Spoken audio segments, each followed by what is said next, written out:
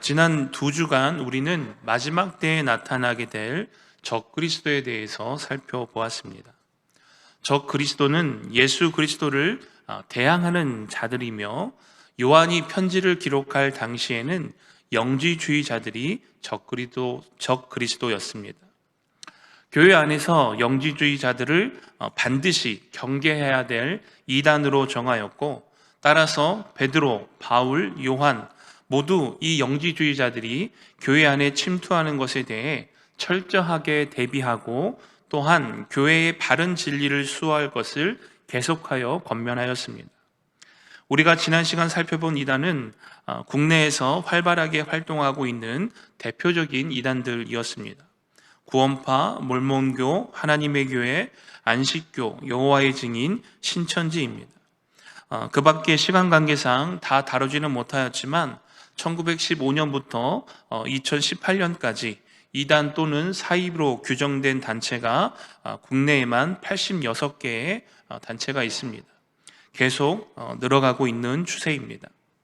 성경은 마지막 때가 다가올수록 이러한 이단들이 더욱 많아질 것이라 말씀합니다.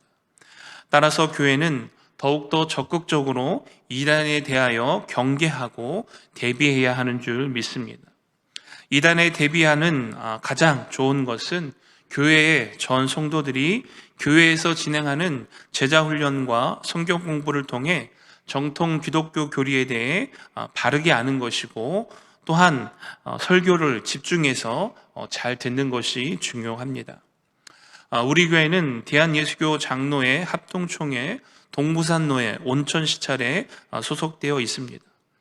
담임 목사님과 저 역시 대한예수교 장로회 합동총회에 소속되어 있고, 또한 그 교육기관에서 정식 교육을 이수를 하고, 또한 강도사고시와 목사고시를 치른 후 안수를 받고 이 단위에서 설교를 하고 있습니다. 성경은 정확무오한 하나님의 말씀임을 믿으며 그 말씀을 온전히 성도들에게 전하며 가르치기 위해 두렵고 떨림으로 오늘도 정진하고 있습니다. 그러므로 사랑하는 성도 여러분, 우리 부곡교회는 건강한 교회인 줄 믿습니다. 건강한 교회에서 건강한 성도들이 훈련되어져서 그 어떤 이단도 교회를 흔들지 못하도록 든든히 세워져 가는 우리 부곡교회가 되어지기를 주님의 이름으로 축원하여 드립니다. 이어서 오늘 본문을 살펴보기를 원하는데요. 오늘 본문을 통해서 함께 나누고 싶은 주제는 믿음의 성도들이 어떠한 신분을 가지고 있는가에 대해서, 그리고 또한 그 신분을 가지고 있는 성도들이 이 땅에서 어떠한 삶을 살아내야 하는지에 대해 말씀을 나누어 보고자 합니다. 먼저 오늘 본문은 우리의 신분이 하나님의 자녀라는 신분을 갖고 있다라고 선포하고 있습니다. 오늘 본문 1절부터 3절 말씀을 함께 보겠습니다. 보라, 아버지께서 어떠한 사랑을 우리에게 베푸사 하나님의 자녀라 일컬음을 받게 하셨는가? 우리가 그러하도다. 그러므로 세상이 우리를 알지 못함은 그를 알지 못함이라. 사랑하는 자들아, 우리가 지금은 하나님의 자녀라. 장래에 어떻게 될지는 아직 나타나지 아니하였으나 그가 나타나시면 우리가 그와 같을 줄 아는 것은 그의 참 모습 그대로 볼 것이기 때문이니, 주를 향하여 이 소망을 가진 자마다 그의 깨끗하심과 같이 자기를 깨끗하게 하느니라. 아멘. 여러분, 먼저 오늘 본문 1절 말씀을 보면 우리가 어떻게 하나님의 자녀가 될 수 있었는가에 대해서 밝히고 있습니다. 먼저 우리가 하나님의 자녀가 될 수 있었던 것은 바로 하나님의 사랑이 있었기 때문입니다. 우리는 결코 하나님의 자녀가 될 수 없는 존재였습니다. 왜입니까? 바로 죄인의 신분을 가지고 있기 때문입니다.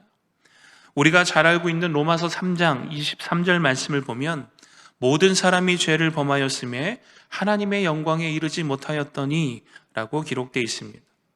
아담과 하와의 범죄 이후 모든 인간은 죄인의 신분으로 이 땅에 태어나게 됩니다. 인간이 죄인이라는 가장 확실한 증거는 바로 죽음입니다. 죽음은 죄의 결과이기 때문입니다. 하나님의 형상대로 창조되어 하나님과 친밀한 교제를 나누며 영원한 삶을 살 수 있도록 창조되어진 인간이지만 이 죄로 인하여서 하나님과 단절되었으며 하나님의 형상이 파괴되어지고 영원한 죽음을 맞이하게 됩니다.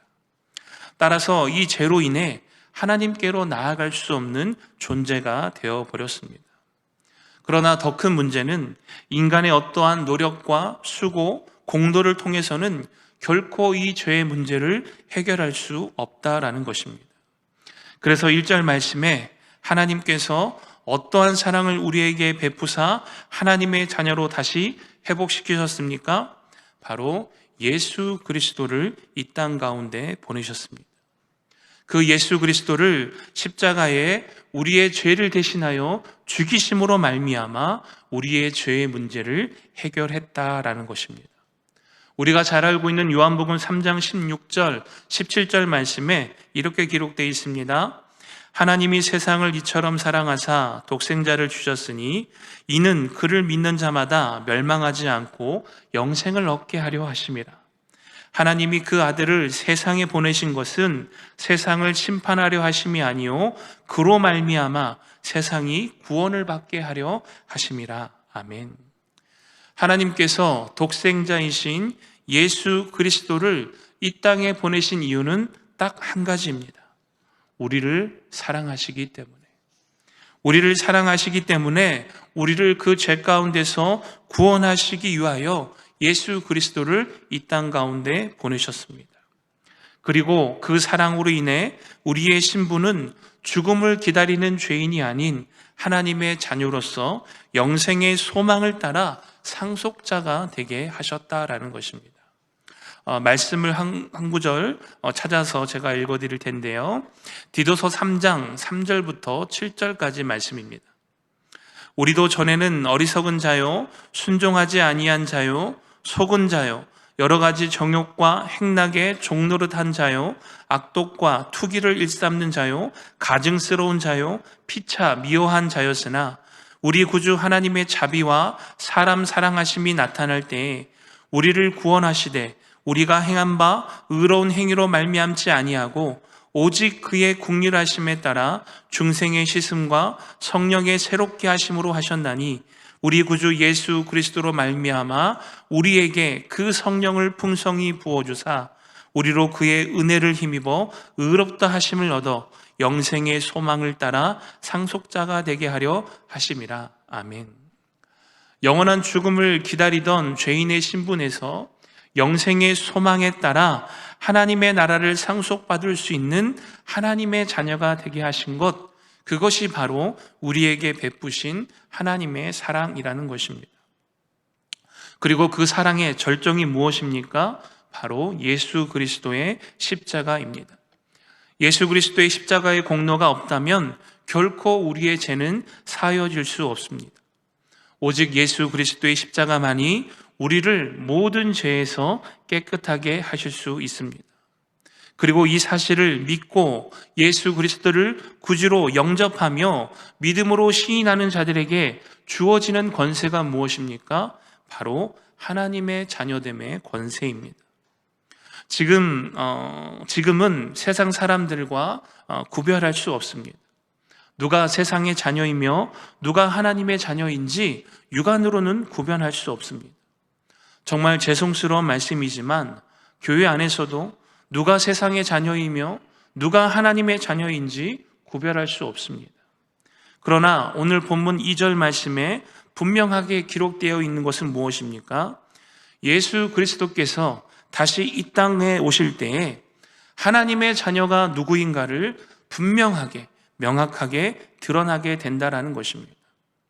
예수 그리스도께서 다시 이 땅에 오실 때 세상의 자녀들은 영원한 죽음을 맞이하게 되고 하나님의 자녀들은 하나님과 같이 변모하여 영생의 기쁨을 소유하며 영원한 나라에 들어가게 됩니다. 사랑하는 성도 여러분, 오늘 저와 여러분은 하나님의 사랑과 예수 그리스도의 십자가의 공로로 하나님의 자녀가 되었음을 믿음으로 고백합니다. 그러므로 하나님의 자녀로서 세상과 구별된 삶을 살아가는 저와 여러분이 되시기를 주님의 이름으로 축원하여 드립니다. 이어서 오늘 3절부터는 하나님의 자녀가 이 땅에서 어떠한 삶을 살아가야 하는가에 대해 다루고 있는데요. 오늘 본문 3절 말씀을 다시 한번 보겠습니다. 주를 향하여 이 소망을 가진 자마다 그의 깨끗하심과 같이 자기를 깨끗하게 하느니라. 아멘. 여러분, 하나님의 자녀로서 우리가 이 땅의 삶을 살아갈 때 가장 큰 방향성이 무엇입니까? 바로 그의 깨끗하심과 같이 자기를 깨끗하게 하는 삶입니다. 즉, 예수 그리스도를 닮아가는 삶이 되어져야 한다라는 것입니다. 이것을 조금 더 명확하게 말씀을 드리면 우리의 삶의 기준을 예수님께 맞춰야 한다라는 것입니다. 이것이 무엇을 의미하냐면 우리의 삶의 기준이 우리와 같은 사람이 되어서는 안 된다라는 것입니다. 여러분, 말씀을 찾아서 보길 원하는데요. 마태복음 5장 21절과 22절 말씀입니다. 옛 사람에게 말한 바 살인하지 말라, 누구든지 살인하면 심판을 받게 되리라 하였다는 것을 너희에게 들었으나 나는 너희에게 이르노니 형제에게 노하는 자마다 심판을 받게 되고 형제를 대하여 나가라 하는 자는 공회에 잡혀가게 되고 미련한 놈이라 하는 자는 지옥불에 들어가게 되리라. 이어서 마태복음 5장 27절 28절 말씀에 또 이렇게 기록되어 있습니다. 또 간음하지 말라 하였다는 것을 너희가 들었으나 나는 너희에게 이르노니 음욕을 품고 여자를 보는 자마다 마음에 이미 간음하였느니라. 아멘. 여러분, 우리가 상상수훈을 생각을 하면 팔복만을 먼저 생각하기가 쉽습니다. 그러나 상상수훈의 핵심은 그리스도인이 이 땅에서 어떠한 삶을 살아내야 하는가에 있습니다. 어떻게 하면 복을 받을까에 있는 것이 아니라 어떻게 하면 하나님의 말씀대로 살아갈 수 있을까에 더욱 집중해야 된다라는 것입니다. 여러분, 예수님의 기준이 어떠합니까?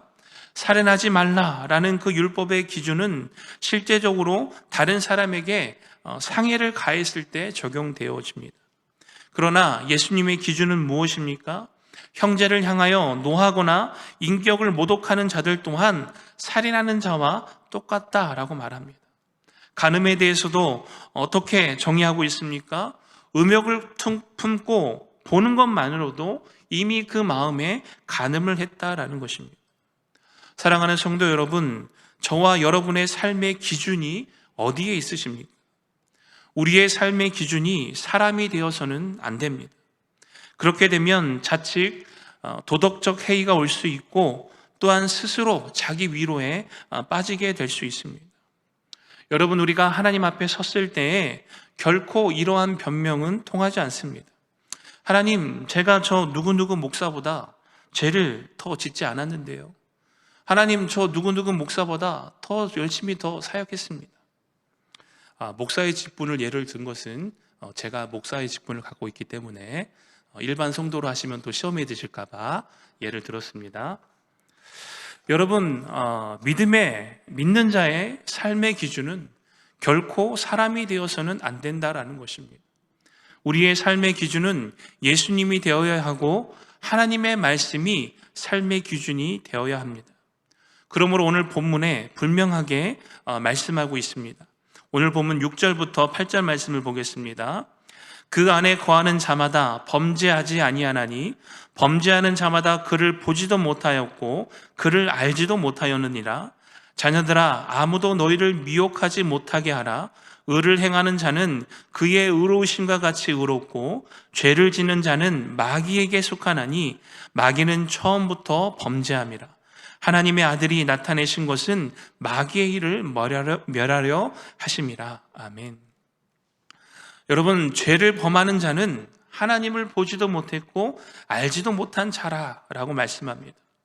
죄를 짓는 자는 마귀에 속한 자라고 분명하게 말씀하고 있습니다. 하나님의 아들 예수 그리스도께서 행하신 일이 무엇입니까? 뱀의 머리를 밟아 승리하셨습니다. 그러기에 전에는 죄와 싸워 이길 수 없었다면 이제 예수님을 알고 예수님을 믿으며 하나님의 자녀가 된 이후에는 죄와 맞서 싸울 수 있는 힘과 능력을 소유하게 되었다라는 것입니다. 그러나 여러분, 그럼에도 불구하고 혹시 저와 여러분의 모습 가운데에 죄를 짓는 것에 대해 너무나 쉽게 생각하시는 부분은 없는가 한번 돌이켜보기를 원합니다. 형제를 향하여 분노하며 미워하며 마음으로 생각으로 범죄하고 있지 않으신가요? 저 또한 오늘 말씀을 준비하면서 개인적으로 회개를 했습니다. 올 한 해를 돌아보니 우리 교회가 참 많은 행사를 은혜 가운데 잘 치렀습니다. 제가 이제 말씀을 드리는 부분이 굉장히 조심스러운 부분입니다만은 그럼에도 불구하고 오해 없이 말씀을 중심으로 들어주시기를 바랍니다.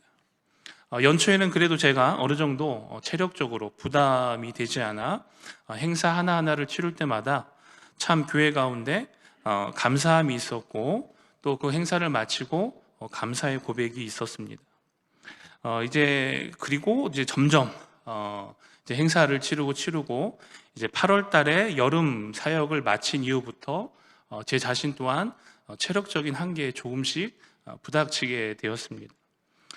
참고로 제가 올해 8월달, 7월달, 8월달에 우리 교회 4개 부서 전체를 다 참여를 했습니다. 그리고 이제 지난번에 이제 말씀드린 이명 증세가 2달째 지금 계속 전혀 차도가 없이 진행되고 있는 상황이기 때문에 제 자신적으로 굉장히 체력적인 한계에 부딪히는 상황을 맞이하게 되었습니다. 그러면서 어느 순간부터 제 입술에서 고백되어지는 것이 감사가 아니라 약간의 불평과 또 교회에 대한 여러 가지 아쉬운 부분들이 더 입술로 많이 고백되어지게 된 것 같습니다. 그리고 점점 제 스스로 제 안에 감사가 사라지고 있다라는 것을 실제로 느낄 정도로 저에게 다가왔습니다. 그러면서 오늘 말씀을 준비하는 가운데 제 자신이 하나님 앞에 너무나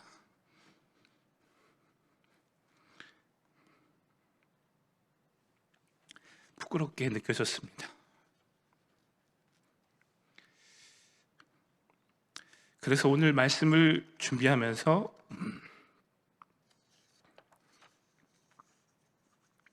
제 안의 감사가 다시 회복될 수 있도록 회개하며 기도했습니다.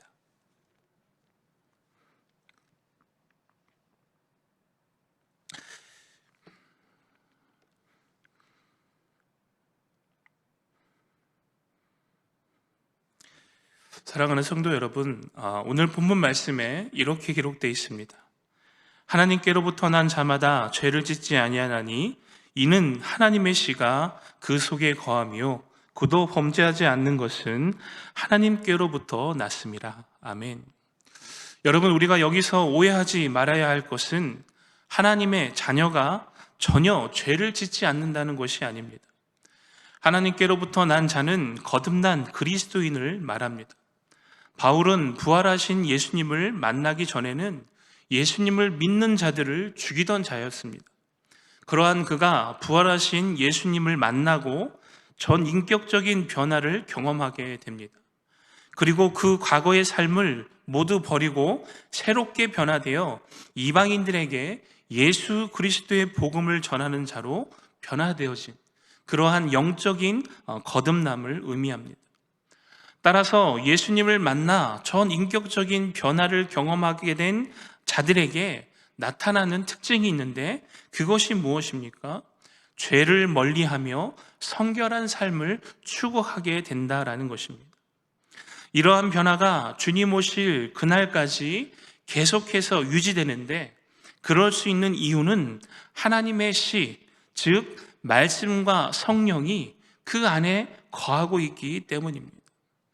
하나님의 말씀이 우리의 마음에 심겨져 풍성한 열매를 맺고 또한 그 말씀에 따라 순종하는 삶을 살아갈 수 있도록 힘과 능력을 주시는 성령 하나님께서 우리 안에 내주하고 계심으로 말미암아 죄를 멀리하고자 하는 성결한 삶을 살아갈 수 있도록 유지가 된다라는 것입니다. 그렇다면 오늘 내 안에 하나님의 시인 말씀과 성령이 충만한 것을 어떻게 알 수 있을까? 오늘 본문 10절, 12절 말씀을 함께 보겠습니다. 이러므로 하나님의 자녀들과 마귀의 자녀들이 드러나나니 무릇 의를 행하지 아니하는 자나 또는 그 형제를 사랑하지 아니하는 자는 하나님께 속하지 아니하리라. 우리는 서로 사랑할지니 이는 너희가 처음부터 들은 소식이라. 가인과 같이 하지 말라. 그는 악한 자에게 속하여 그 아우를 죽였으니 어떤 이유로 죽였느냐? 자기의 행위는 약하고 그 아우의 행위는 의로움이라. 아멘. 여러분, 우리 안에 말씀과 성령이 충만하여서 정말 우리가 그 하나님의 자녀로서 온전한 삶을 살아갈 수 있다라는 것을 볼 수 있는 게 무엇입니까? 형제를 사랑하는 마음에서 알 수 있다라는 것입니다. 지금 내 안에 형제를 향한 미움과 시기와 질투와 다툼이 있다면 회개하셔야 합니다. 지금 내 안에 교회를 향한 불평과 불만과 비난이 나는 마음이 있다면 회개하셔야 합니다. 교회는 한 개인의 것이 아닙니다. 교회는 하나님께서 주인이 되시는 하나님의 교회인 줄 믿습니다.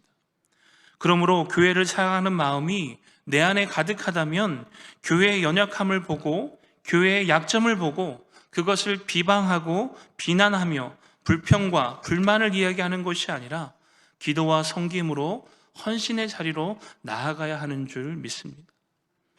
제가 강도사 시절에 기억에 남는 한 여 집사님이 계십니다. 당시 교회에 사찰 집사님이 따로 계시지 않은 상황이었는데요. 정말 누가 시킨 것도 아닌데 정말 매일같이 나와서 교회 안에 있는 모든 화장실을 혼자 묵묵히 청소하시는 집사님이 계셨습니다. 그런데 항상 그 얼굴에 굉장히 밝은 미소를 띠시면서 이렇게 혼자 찬양을 부르시며 화장실을 청소하시는 것이었습니다. 한 번은 제가 집사님께 여쭤봤습니다. 집사님, 안 힘드세요? 혼자 이렇게 화장실 청소하고 하시는데 좀 도와드릴까요? 그랬더니 집사님께서 환하게 웃으시면서 이렇게 말씀하시더라고요. 목사님, 아니에요. 목사님, 저는 무식해서 몸으로밖에 할 줄 아는 게 없어요. 그래서 이렇게 아버지 집에 와서 화장실 청소를 하고 아버지 집을 깨끗하게 할 수 있다는 게 저에게 너무나 기쁨이에요. 강선사님 신경 쓰지 마세요. 할 일 하세요. 사랑하는 성도 여러분, 내 눈에만 보이는 교회의 연약함이 보이십니까? 교회를 위해 기도하라는 하나님의 사인입니다. 교회 기관에 또한 부서에 내 눈에만 보이는 연약함이 있습니까? 그곳이 하나님의 교회를 든든히 세우기 원하시는 하나님의 마음이 있는 곳인 줄 믿습니다. 그래서 그곳에 하나님, 제가 헌신하겠습니다. 자원하며 나아가는 저와 여러분이 되시기를 주님의 이름으로 축원하여 드립니다. 여러분, 여담인데요. 제가 교회 게시판을 하나 붙일 때에도 그리고 주보 간지를 하나 넣을 때에도 허투루 넣지 않습니다. 어떻게 하면 좀 더 이쁘게 보일까? 어떻게 하면 좀 더 세련돼 보일까? 어떻게 하면 좀 보기에 좀 더 좋게 보일까? 여러분, 굳이 고민하지 않아도 되는 부분입니다. 그냥 대충 하나 끌어와서 갖다 붙여넣기 하고 글씨도 그냥 명조체, 바탕체 간단한 거 넣고 그냥 붙이면 돼요. 여러분, 근데 그렇게 하지 않는 이유가 무엇이냐면 눈에 보여요. 참 이게 쉽지 않습니다. 눈에 안 보이면 안 하겠는데 눈에 보입니다. 그럼 주여. 그리고 밤을 새서라도 그것을 해놓고 해야 이제 마음이 뿌듯한 거예요. 제 자랑을 위해서 한 것이 아님을 알아주시고요. 말씀을 마치면서 사랑하는 성도 여러분, 우리는 하나님의 자녀입니다. 우리가 하나님의 자녀가 될 수 있었던 이유는 우리를 향한 하나님의 사랑이 있었기 때문입니다. 우리의 죄를 대신하여 기꺼이 자기 몸을 십자가에 던지신 예수님의 사랑이 있었기 때문입니다. 그러므로 우리는 반드시 세상과 구별된 하나님의 자녀로서의 삶을 살아야 하는 줄 믿습니다. 하나님의 자녀로서 이 땅의 삶을 살아가는 것은 하나님을 닮은 삶인 줄, 예수님을 닮아가는 삶인 줄 믿습니다. 그러므로 예수님께 우리의 삶의 기준을 두고 예수님께 우리의 시선을 두며 예수님을 닮아가는 삶을 살아가기를 간절히 소망합니다. 그러기 위해서 오늘도 우리 안에 내주하고 계시는 성령 하나님의 인도하심과 또한 지금도 살아서 역사하시는 하나님의 말씀을 내 마음에 아로새겨 오늘도 하나님의 자녀로서 죄를 멀리하며 형제를 사랑하며 주님의 몸된 교회를 위해 사랑하며 헌신하며 섬기는 저와 여러분이 되시기를 주님의 이름으로 축원하여 드립니다.